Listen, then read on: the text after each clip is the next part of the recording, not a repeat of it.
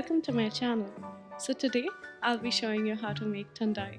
This is a very popular Indian drink which is usually made during springtime during the Holi festival. For this we'll be needing a blender. We'll be adding cashews, pistachios and almonds.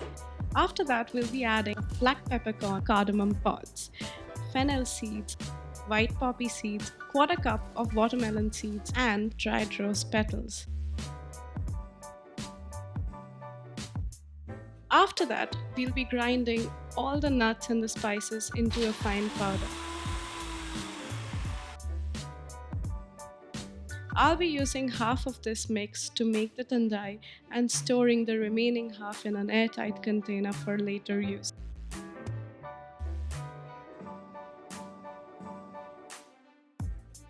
Next, I will be adding 600 ml of milk in a heavy bottom pan, a few strands of good quality saffron and half a cup of the Thandai mix that I just prepared.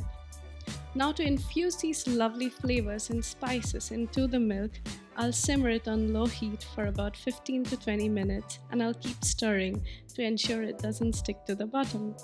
Once it is done, I'll take it off the heat and let it sit on the counter and cool down to room temperature. So once the beverage is cooled, I'll be pouring them on these beautiful earthen cups over some ice.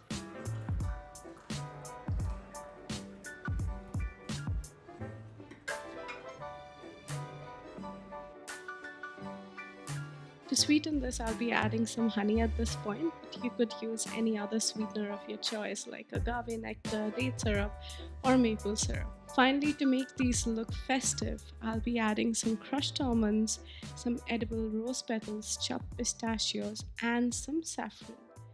And there you have it. Thank you so much for watching and I hope you like this recipe. And if you do, then please subscribe to my channel.